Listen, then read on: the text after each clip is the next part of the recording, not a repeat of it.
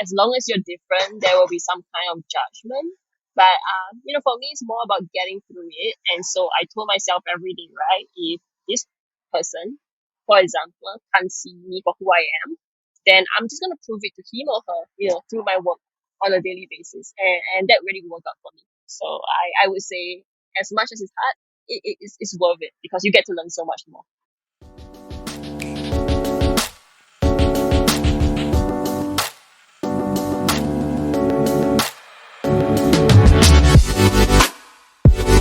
The Research Labs podcast by Sunday Pajamas. Cadence, welcome to the Research Labs podcast. I think it has been a while since we had our first conversation. So what's up? It's good. It's good.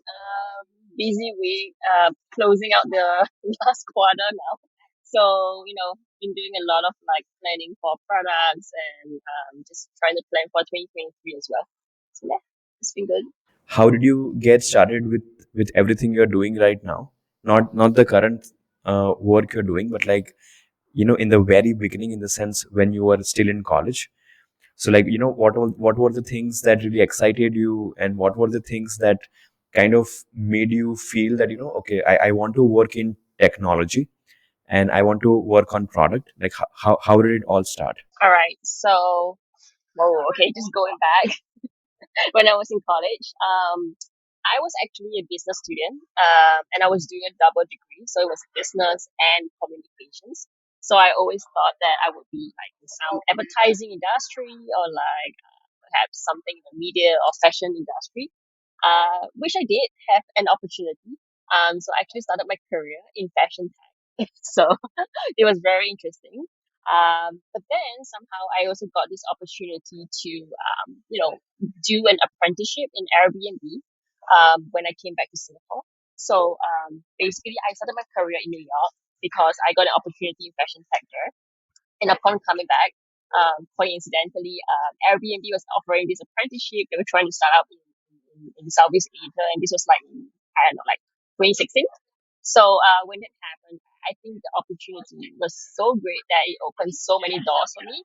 And that's when I started learning more about product, about operations, about sales and partnerships, things like that. And then progressively, the the pieces just fit and click, and somehow I'm in tech right now. Yeah.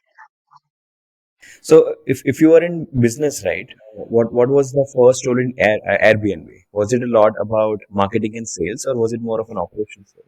Yeah.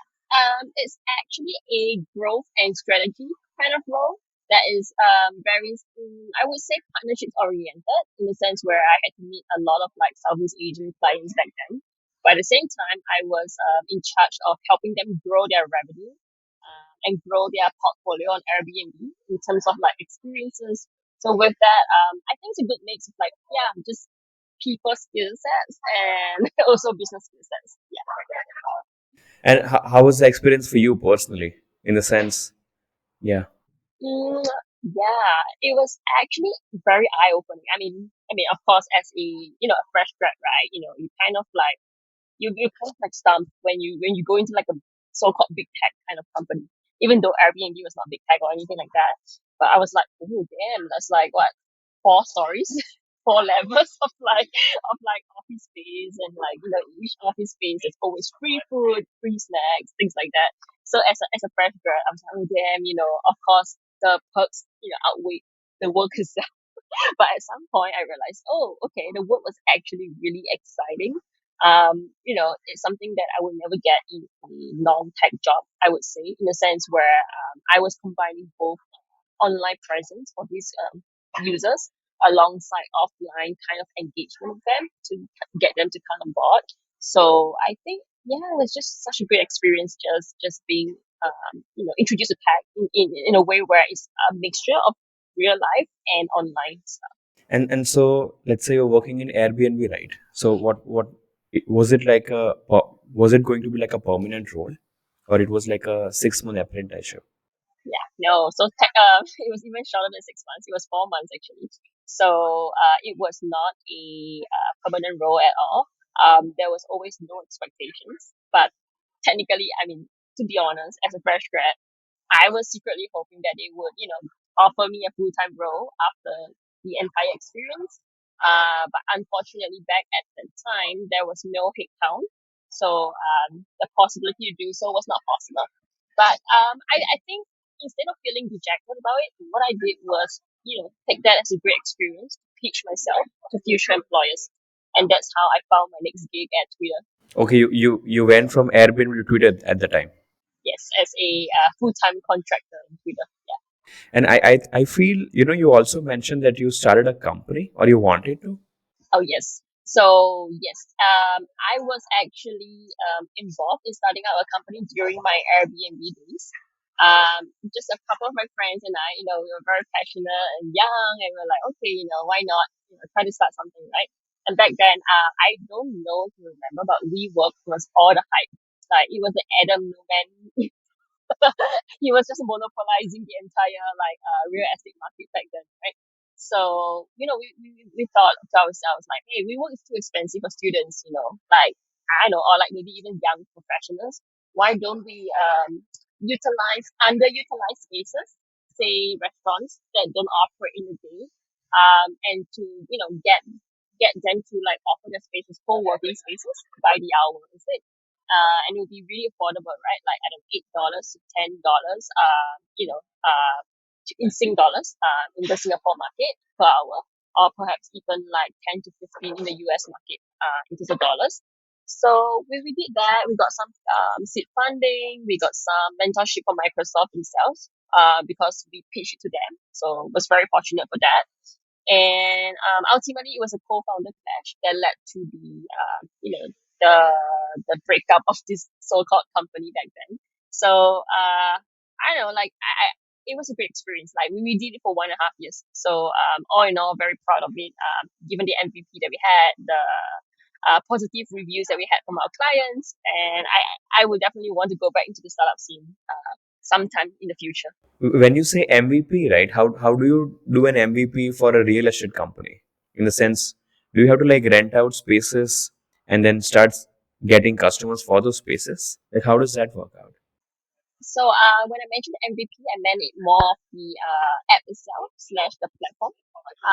In a sense where we were giving like a very bare bones looking kind of website slash app, for people to book these underutilized spaces, right? But the core of it was always the partnerships with the restaurants and like the event spaces, so on and so forth.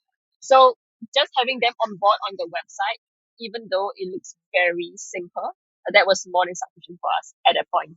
Yeah, but if you are not embarrassed with the first version you launch, it's too late. I agree as well. So a lot of companies go with that route, right, where they just launch.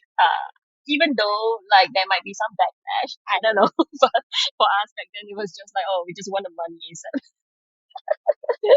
And that must be so exciting, right? To build something of your own and then to also get partners. And you also told me you got seed funding.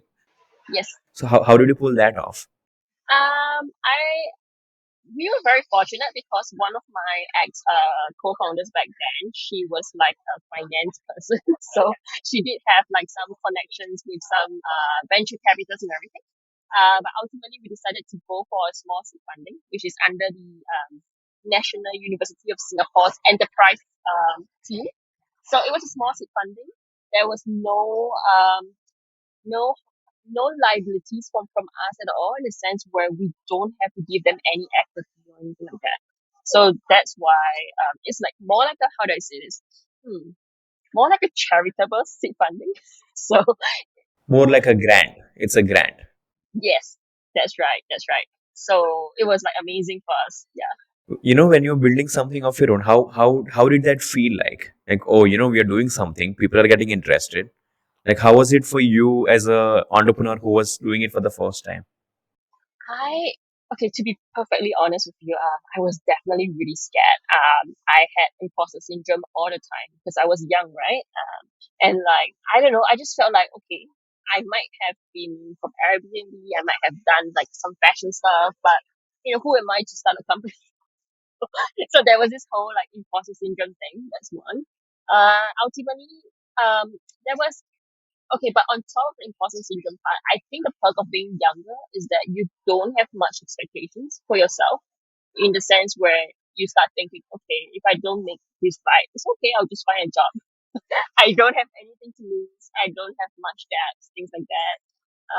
And I think that's something that, a lot of people should do when they're younger. Like, just try to go out, do things that you are not uncomfortable with, because ultimately you never know if you don't try.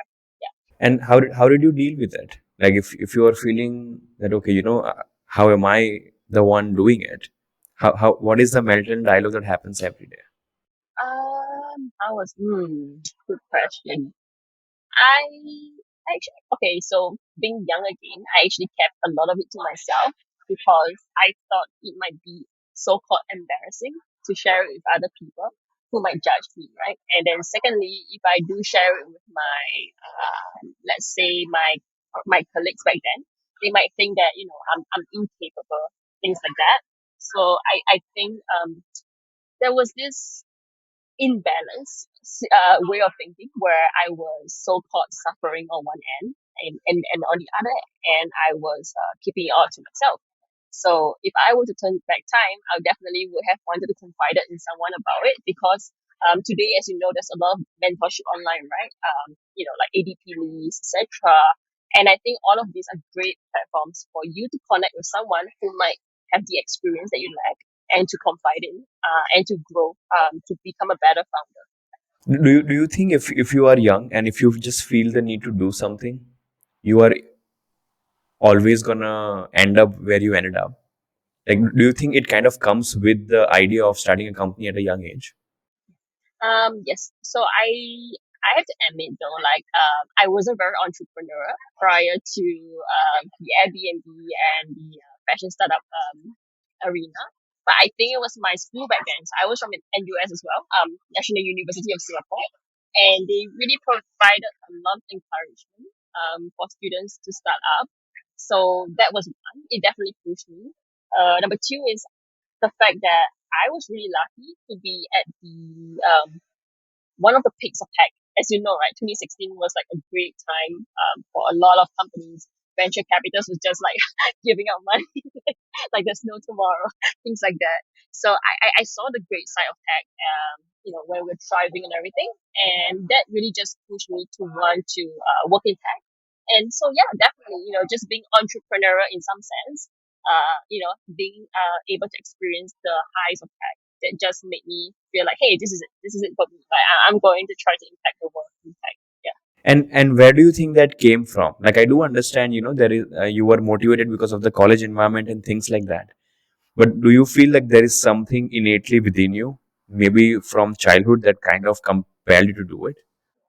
From childhood. I think yeah, I think I've always wanted autonomy. And maybe to give you an example, when I first had my first few internships, I always felt like there's a lack of autonomy in very traditional companies. So when I was involved in tech and when I had my own startup, I was like, oh, this is so interesting. Like they trust me. Yeah.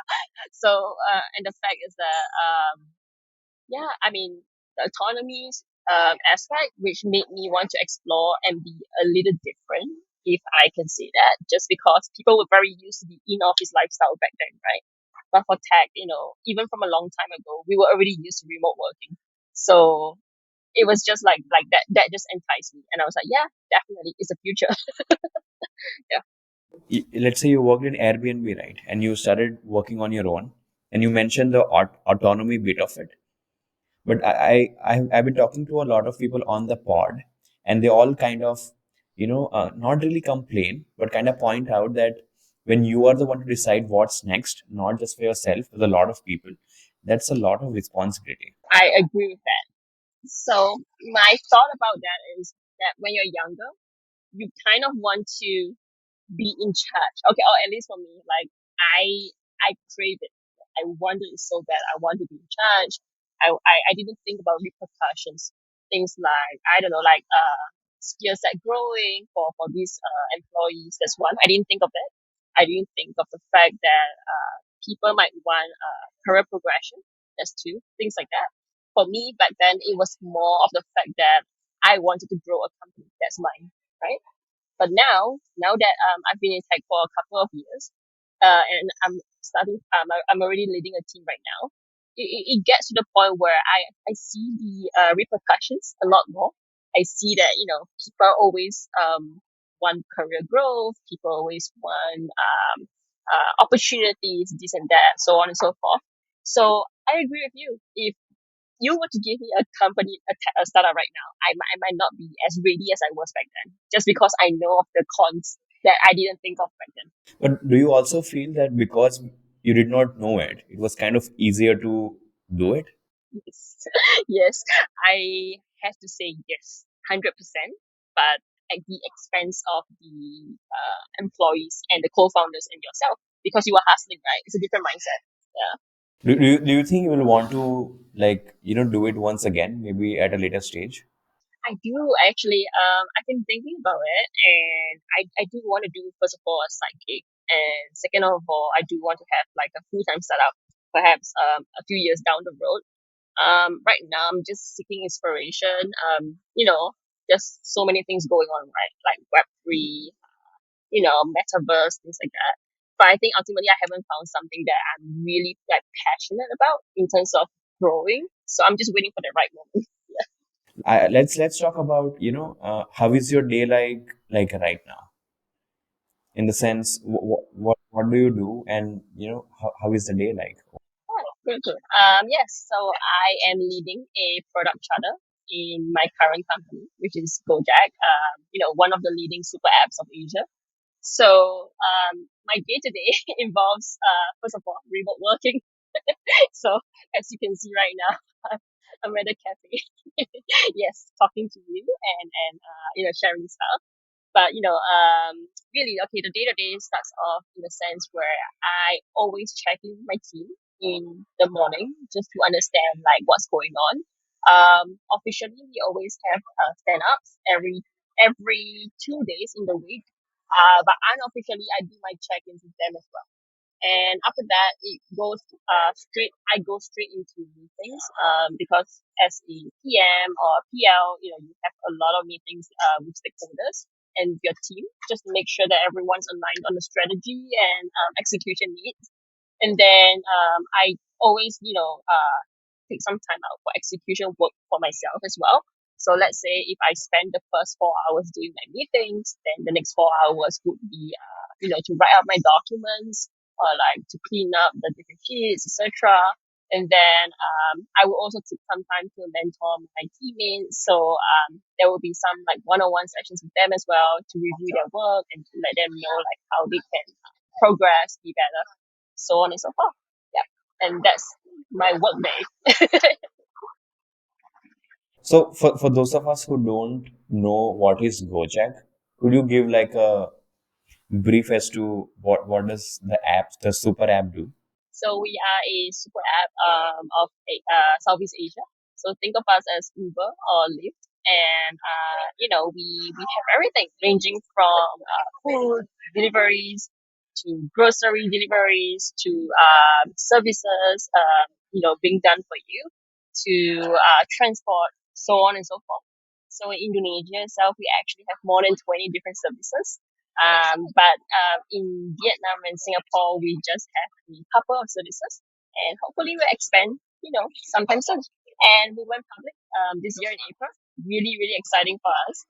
So yeah, this is just a beginning for us, as we like to say. Yeah. So when you are running such a big company in multiple countries, how how does that work out? Um, I think I think it's great in a sense where you get to meet a multitude of different people with different working styles that you might have not have enjoyed, working with just one team or one office in the country itself. So to give you an example, a lot of our talented designers come from India and Indonesia, whereas a lot of our engineers come from India itself, and a lot of our PMs come from all across. So it's been, really great to just, work with everyone and to see like how your differences can actually come together to make like a perfect pot. Like there's pros and cons in every way of working. So the fact that we're understanding each other, we're understanding each other's cultural differences, so on and so forth, just helps us to become a better team. Like for example, if when you are a PM in the company, so how often do you have to like re-educate yourself in the sense, okay, I didn't know that. Yes, yes, great question. As companies go very big, right? As companies go very big, there are always so many things that we are never aware about. So does it like happen to you often when you are like, oh, we do that as well? Mm, definitely. So to provide you some context, I'm in a team which is very new as compared to the rest of the teams. So I'm in the monetization team. So we just started like 2, 3 years ago, whereas every other team started like 10 years ago. So with that in mind, we have our own ways of working initially. That was not in tandem with everyone else. So I feel like just being put in this situation where I got the autonomy to lead a team from ground up, yet not knowing what other teams were doing back then, it just gave me like a blind advantage, I would say, or in a sense where I didn't know what was happening, but I led through my own experiences and my through my own strategy, etc. But and so because of that, I think that led to a lot of productive discussions with other teams eventually, where we were saying like, oh, okay, there's something that we can learn from our team, and vice versa. There's something that I can learn from the team. So I don't see it as a bad thing, I would say. It's more of like differences that should be closed out soon, but doesn't have to be a bad thing. And you work as a product manager right now, Yes, yes. So I am like a lead product manager, I would say. a lead product manager. Is it a lot of looking at a lot of data and trying to make decisions on a day-to-day basis? So the fortunate thing is that we have a very talented troupe of data scientists, data analysts, and decision scientists in my team. So they are usually the ones extracting the data. But yes, I will be the one analyzing the data alongside their findings before making the next decision. So I would say that yeah, for a PM, you definitely need to be data centric. If not, it will be really hard to justify your next actions. So, I was talking to product managers from Microsoft as well, and I would say I was very surprised to learn that even big companies like Microsoft, right? They are like very customer focused in the sense, even like the lead product managers often spend a lot of time talking to the actual end customer. Is it a similar culture in Gojek as well? So we do have a research team. They are the ones talking to the customers, and sometimes they outsource some of this into other consulting companies to talk to the customers. But yeah, occasionally I would join in on those research calls just to check in. But if not, what the research team would do is that they will compile all of the findings and send it to us, and then we will have a discussion together. So I would say it's not really necessarily direct interaction with the customer for.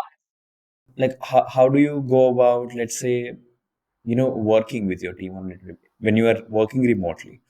Like I'll ask a better question. What I am always very curious about is how do big companies like yours work remotely and still make sure they are innovating? Right. Okay. Um, to be perfectly honest with you, it has to come down from the leadership in self motivating. So I'm just going to give you an example. If let's say a CPO who remote works is not self motivated, and if he or she decides that, okay, I don't want to check in my team, just let them do whatever they want, blah, blah, blah, then it's not going to work out just because, you are the so called, you are the skeleton of your team where you're linking everyone up. And if you don't provide that motivation, people are just going to lose it. People are going to be like, okay, it's remote work. I'm going to laze off. Bye bye. Things like that. So it comes down from leadership, and then it has to come down to the product team, the product leads, and then it has to come down to the pod leads. So that means like the engineering lead, the data lead, the research lead, so on and so forth.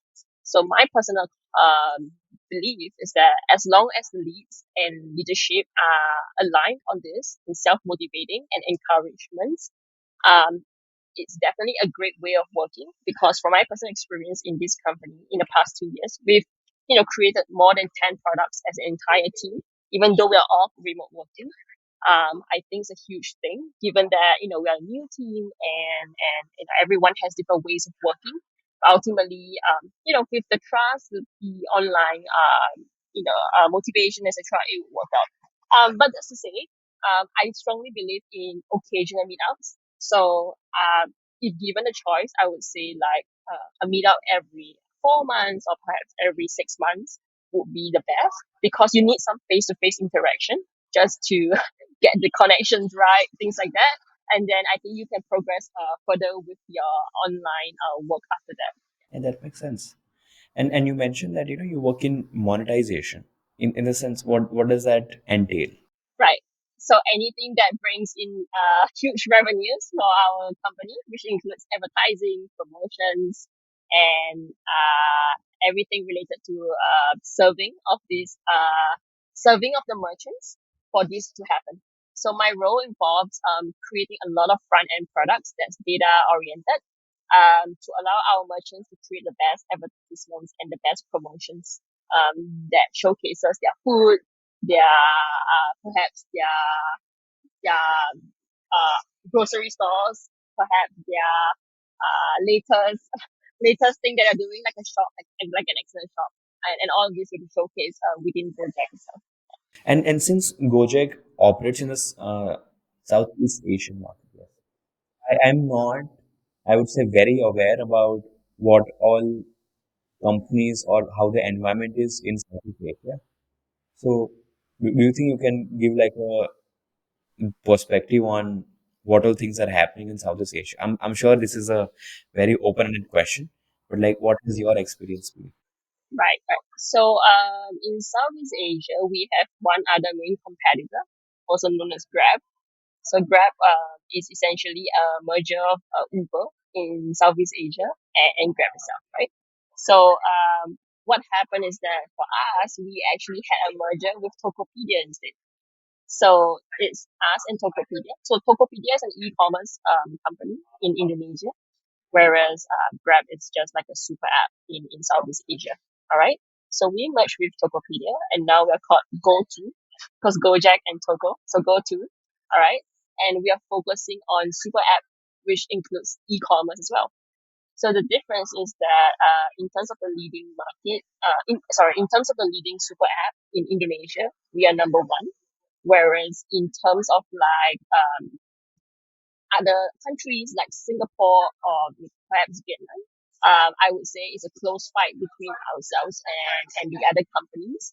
But for us, the strategy was always to conquer Indonesia first, just because perhaps if the listeners are not aware, Indonesia is a crown jewel of Southeast Asia. It has the largest population in Southeast Asia, such that there's a saying: if a company conquers Indonesia, they can conquer everywhere else in Southeast Asia.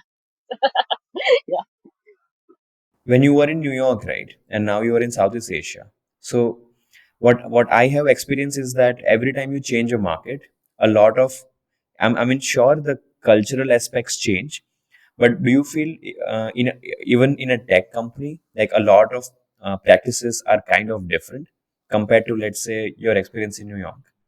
I would say, to be honest, not really, to a large extent. So this is why our leadership of product in Gojek today, a lot of them came from Silicon Valley actually. So yeah, so there's a very like Americanized culture, I would say, but at the same time, there's a lot of like individual contributors in the team that comes from Indonesia or Singapore or India itself. So for the bottom up kind of approach, I would say yes. There's a lot of things that we're learning from them and vice versa. But for my experience, which is more like a Silicon Valley slash New York experience, alongside the leads, it That is so cool. more westernized, right? So I would say like the yin and yang kind of situation where we're learning from each other. Yeah, yeah. And what are your views on that? In the sense, what do you feel are like what is great about that, and what do you think is like could be so much better? Right. So just sharing my personal opinion, not my company's opinion or anything. Um, I feel like a lot of um a lot of the people that I've worked with in this company, or perhaps who came from a Asian working background, they are definitely more shy when it comes to meetings and like raising questions, so on and so forth. But also, I've seen that they have a huge focus on growth and strategy, more so than product itself. Whereas in the West, there's a huge focus on product and engineering, more so than partnerships, which comes later. So I would say the West focuses more on product deals before selling it, etc. Whereas in Asia, from what I've experienced, there's a huge focus on selling things first before building a proper app for it. No, I would say I can relate to that actually. You can? Oh, okay. Yeah. That makes a lot of sense to me. Yeah, okay, it's great. Yeah, so with that in mind, I would say, yeah, it's great to learn from both, right? Because, whereas I try to distill the Western methodologies of building things, they share with me the ways of working of like them selling things of the types like apps to our clients while we are building on the product. So it's a win-win situation because we're not losing revenue, right? They are still selling and we are still building. I agree with your observation, and but do you feel it's because, like, for example, America, right? They had the internet in 1995 or 6, and our, like, the Asian continent got it not exactly in 1995, like probably 10 years after that. So they just had more time to figure it out, like from an engineering perspective, whereas we all are kind of just getting started. Do you feel that's what it is? Yes, definitely. That's one main aspect. So to add on to that, I feel like the right now the Western countries are always one or a couple of steps ahead, right? Like let's say the whole crypto craze, the whole Web3 craze, it all started from the West as well, right? And then it slowly distilled to us. Whereas for us in Asia, yes, a lot of us are still working on software as a service kind of products. Yeah, so it's a different kind of technology, I would say. So first of all, yes, first mover advantage in terms of the Western countries. Second of all, I think there's also a significant lack of digital literacy in Asia as an entirety, not just Southeast Asia or anything. So but I see there's the huge changes that have been made. Like to give you an example, like in Indonesia, the government is like pumping in a lot of money to help with digital literacy. That's one.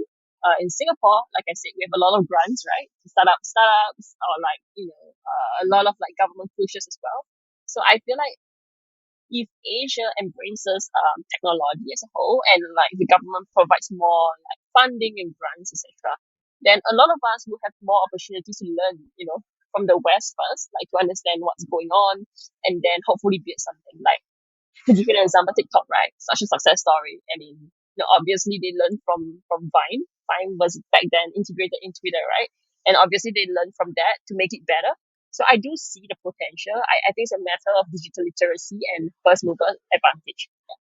When I lived in New York, I would say I met so many people who would do a job, and then on the side, as a side hustle, right, they would be doing like a podcast, or they'll be building like an API to sell on an online marketplace. And these are solo people. These are not teams of people. Yes, individuals who are doing all of this. And let's say then I came back to India, right? And I'm like, oh, wait a minute. We don't really do that a lot here. Mm-hmm. Like from a cultural aspect, I felt that they are more technologically savvy than all of us. And I mean, nothing wrong about it. I just think we are young in that aspect. Internet is still young in Asia. We are still learning as to how to go about it. And especially in India, right? I see like a trend where a lot of people have learned how to use applications, but there is not a lot of literacy as to how applications are built. Okay. So apart from the big tech companies, right? Like the general population still does not understand. Okay, how do you actually make a website for your business? Yeah, yeah, yeah. So I would say, yeah, yeah, just the digital literacy, right? I'm not understanding the concept of it. To be honest with you, even in Singapore today, there's my parents who don't even understand how to book a ride on Gojek. So, these are just small things, but it all matters. It all adds up. Yeah. But I just want to add one more thing to what you said about side hustles. From my personal observation, I feel like perhaps in Asia we are more risk averse in a sense where we are more comfortable with day jobs. We're not so comfortable with freelance jobs. That's one. Number two is like we are so scared of the risk of sticking on startups. We just yeah, and I think we just get really comfortable because it's our culture, right? We want like safe jobs, we want savings, things like that. Whereas I think in many Western cultures, they're all about being entrepreneurial, going out for it. Don't think too much about the repercussions. Things like yeah, So, when I kind of pushed on your point where you were like, oh, I need a company because of my motivating college and the environment. But I'm like, wait a minute, that motivation is not enough. There has to be something within you to kind of compel you to, put yourself out there and build a company on your own. that's true. That's true. Because that's absolutely right. We are very risk averse. And I kind of see it is changing in the younger generations. Even in our generation, it's kind of changing now. But yeah, from a social perspective, I think we have few barriers to cross, I would say. I know, right? Yeah, yeah, right, right. I feel like the Generation Z right now, whoa, they are very different, very outspoken, very entrepreneurial as well.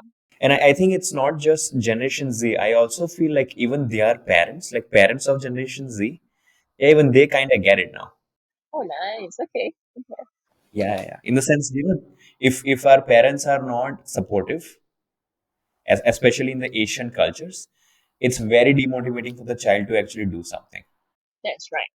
Yes. I have to admit to that because my parents did the same thing to me when I was starting a company.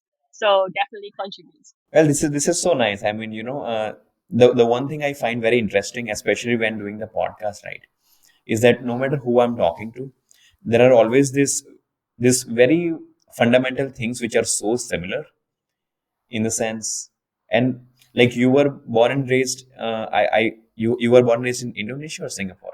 Singapore. Yeah. In Singapore, right? And I was born and raised in India, but there are just these cultural things, right?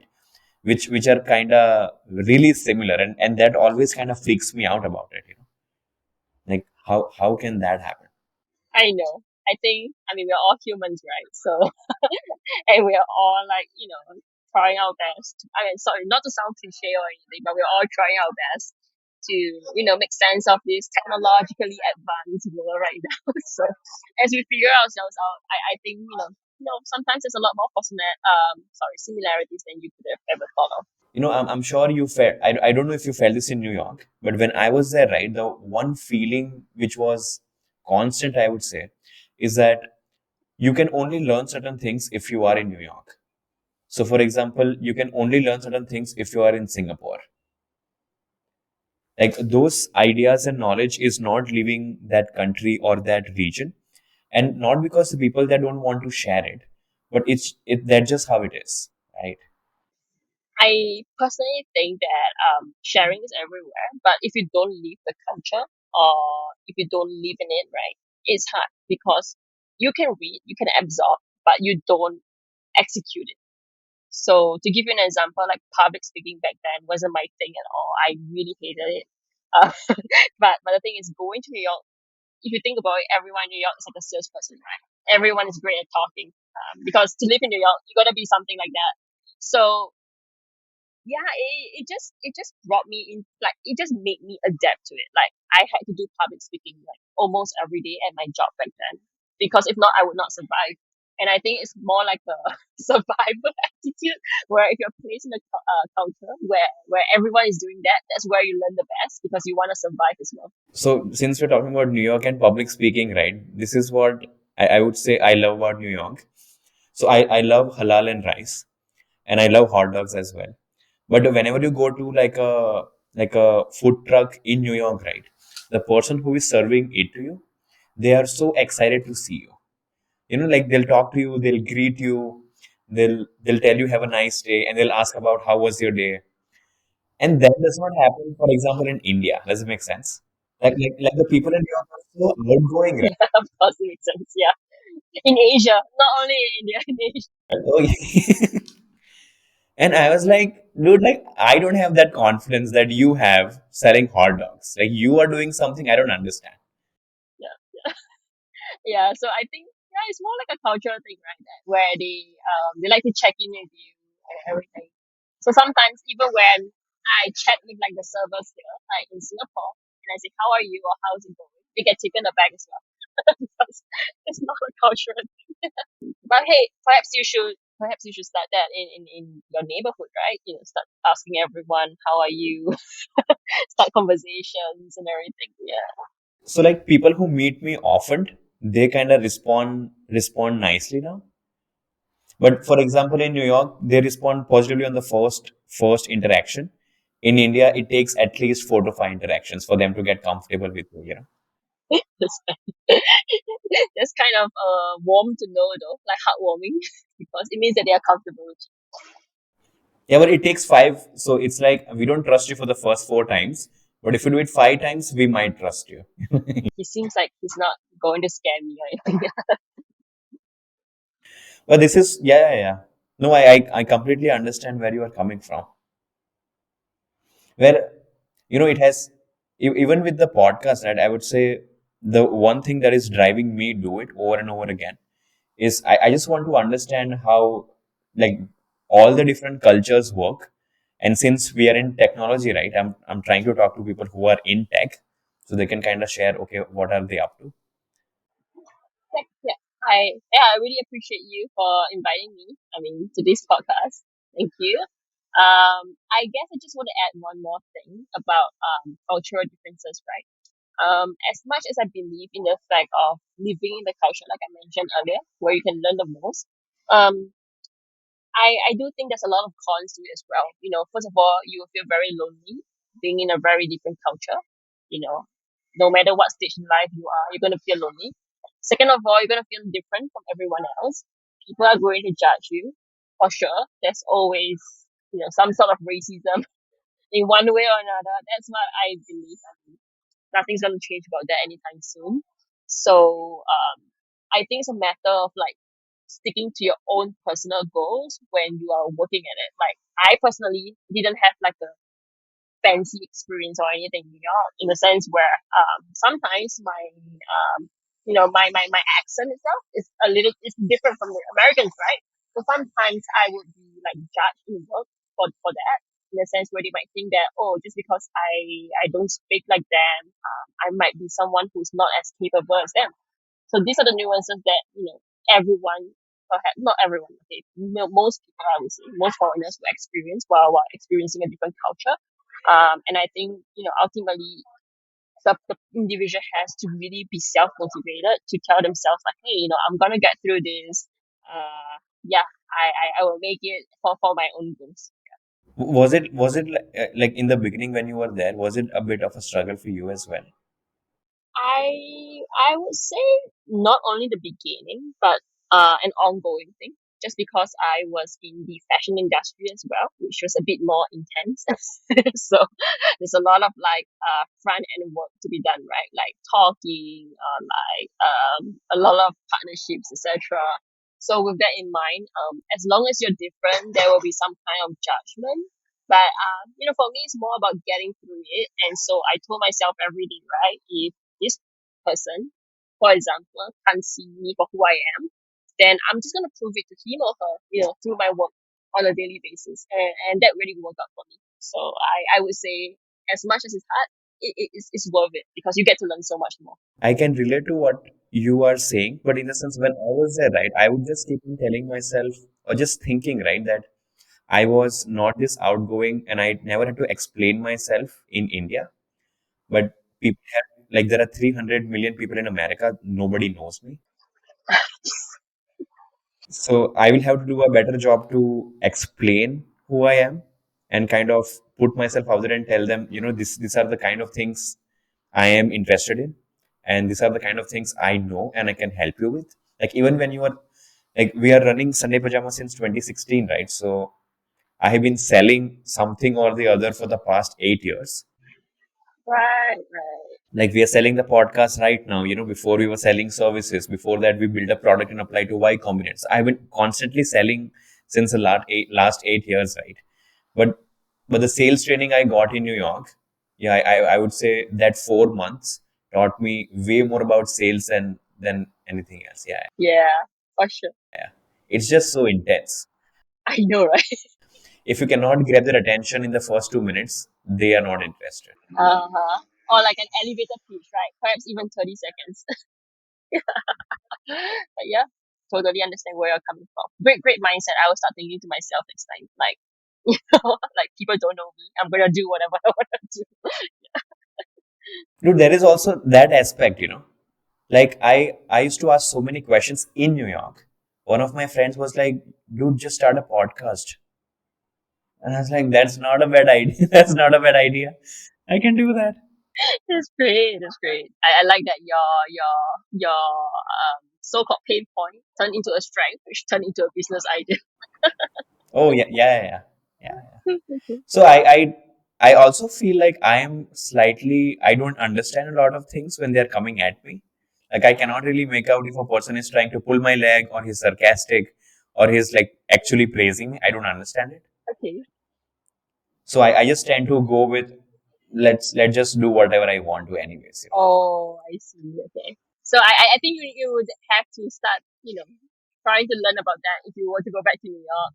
Because there's a lot of sarcastic people there and a lot of people who speak between the lines. Like they don't actually like say things directly based on my personal experience.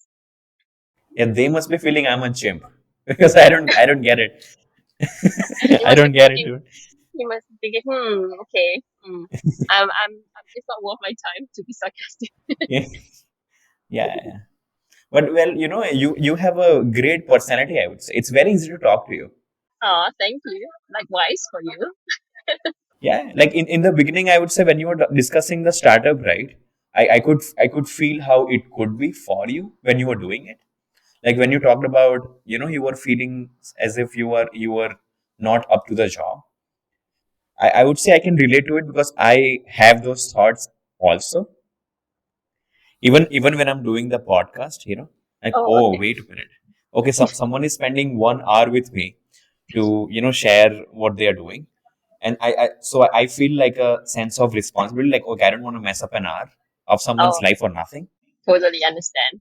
I feel like it's very common. Like not everyone. Like I don't know. Like I think even if you're Elon Musk, you will feel it at some point, unless you're so narcissistic to the extent where you you have no sense of feelings at all.